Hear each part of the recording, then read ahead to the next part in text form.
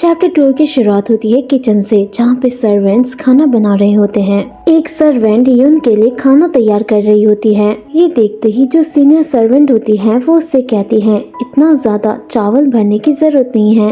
ये सुनते ही वो जूनियर सर्वेंट हैरान होते हुए पूछती है लेकिन क्यों? सीनियर सर्वेंट कहती है लॉर्ड युनसा ज्यादा नहीं खाते और उन्हें बढ़िया खाने और शराब पीने में कोई दिलचस्पी नहीं है। तभी एक और सर्वेंट आके उनसे कहती है लॉर्ड युनसा इतने लंबे और चौड़े हैं, क्या ये सचमुच अजीब नहीं है? लेकिन उन्हें सिर्फ खाने में ही कोई इंटरेस्ट नहीं है ना? खैर ऐसी भी अफवाह है कि वो नपुंसक हैं क्योंकि उन्हें औरतों में कोई दिलचस्पी नहीं है। इतना सुनते ही वो सीनियर सर्वेंट कहती है हे भगवान, लॉर्ड युनसा को, मेरा मतलब है कि हम इस बात को लेकर कैसे श्योर हो सकते हैं? हमारे लिए बस यही मायने रखता है कि लॉर्ड युनसा आज रात के खाने का आनंद ले। जूनियर सर्वेंट कहती है सही कहा। अब कमरे में युन के सामने वो खाना होता है, लेकिन उस खाने को खाने के बजाय वो अपना सिगरेट लेता है और उसे पीने लगता है। और उसके ठीक सामने जिन्वो होता है जो अभी भी सो रहा था। जिन्वो को इस तरह सोता हुआ देख युन हैरान होते हुए सोचता है क्या अब वो सारा दिन सोता रहेगा?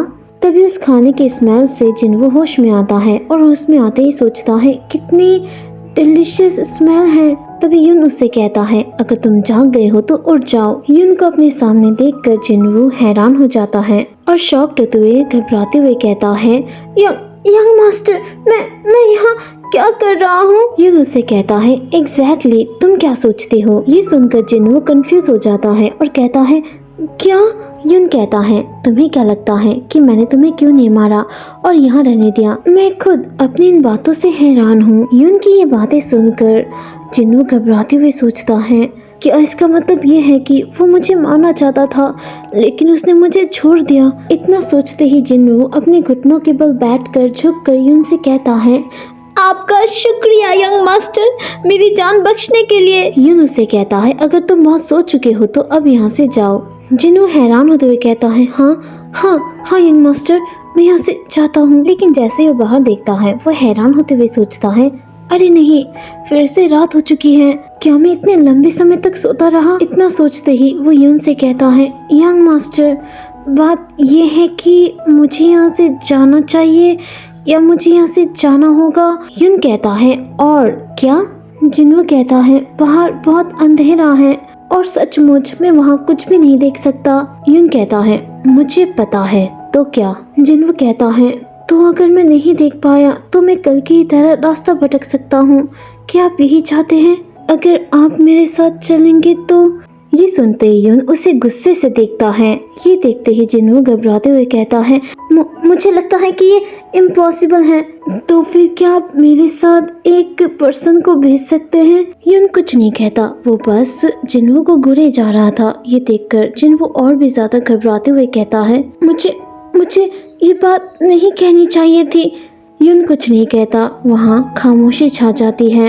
ये देखते ही जिन्वो झुककर कहता है मुझे माफ कर दीजिए यंग मास्टर, मैं किसी तरह चला जाऊंगा। ये कहते हुए जिन्वो वहाँ से जाने लगता है तो युन उससे कहता है अगर तुम किसी तरह चले भी गए और अपना रास्ता भटक गए और वापस आकर कल की तरह फिर हंगामा मचाओगे, इससे अच्छा यही है कि तुम यहीं रुक जाओ। मैं नहीं चाहता कि मैं तुम्हारी चीख की वजह से जाग जाऊं। युन की ये बातें सुनकर जिन्वो हैरान होते हुए कहता है तो आप ये कह रहे हैं कि मैं यहाँ रह सकता हूँ? ये सुनते ही युन हैरान परेशान होते हुए कहता है क्या तुम बेवकूफ हो या ये तुम्हारी एक आदत है? तुम मुझे बार बार एक ही बात कहने को मजबूर क्यों कर रहे हो? उनकी बातें सुनकर जिन्वो घबराते हुए और खुश होते हुए कहता है मुझे लगता है कि मैं बस बेवकूफ हूँ यंग मास्टर। जिन्वो की ये बातें सुनकर पहले तो युन शॉक्ड हो जाता है और मुस्कुराते हुए कहता है बेकार। ये सुनते ही जिन्वो घबराते हुए कहता है नहीं दोबारा सोचिए यंग मास्टर, शायद ये मेरी एक आदत है, हालांकि मेरे कान ठीक से काम करते हैं। युन कहता है तो क्या अपने बातों को भी बदलना तुम्हारी आदत है? जिन्वो हड़बड़ी में कहता है हाँ यंग मास्टर। लेकिन तभी उसे एहसास होता है कि उसने क्या कह दिया और अपने हाथों से अपने मुंह को कवर करता है और अपने हाथों को मुंह से हटाते हुए युन से कहता है नहीं, मैंने अपनी बातों को नहीं बदला, बस मैं ठीक से नहीं सोच पा रहा था, मैं गलत बोल गया। जिन्वो की ये बातें सुनकर युन कंफ्यूज हो जाता है। ये सर्वेंट जिन्वो जो डरते हुए जवाब दे रहा है। लेकिन जिन्हों की बातें सुनकर युन को जो चिड़चिड़ापन महसूस हुआ था वो सरप्राइजिंगली किसी तरह गायब हो गया। क्या युन को इसे कायरता से भरा हुआ या बेशर्मी कहनी चाहिए? उस सर्वेंट जिन्वो के बेमिल बातों ने युन को एक अजीब तरह की उलझन में डाल दिया। अब युन जिन्वो से कहता है, तुमसे बात कर कर मुझे ऐसा लग रहा है जैसे मैं खुद बेवकूफ बन रहा हूँ। ये सुनते ही जिन्वो कंफ्यूज हो जाता है और घबराते हुए सोचता है, तो क्या ये ठीक है अगर मैं यहाँ रुकूं? तभी बाहर से एक सर्वेंट की आवाज आती है, यंग मास्टर, हम खाने की टेबल को साफ करने आए हैं।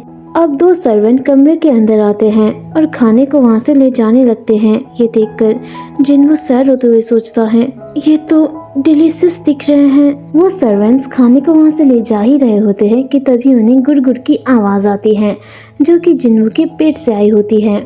जिन्वो उन दोनों से माफी मांगते हुए कहता है, मुझे माफ कर दीजिए, ये बस इसलिए हुआ क्योंकि मैं भूखा हूँ। जिन्वो की ये बातें सुनकर यन मुस्कुराते हुए कहता है, खाने को यहीं रख दो।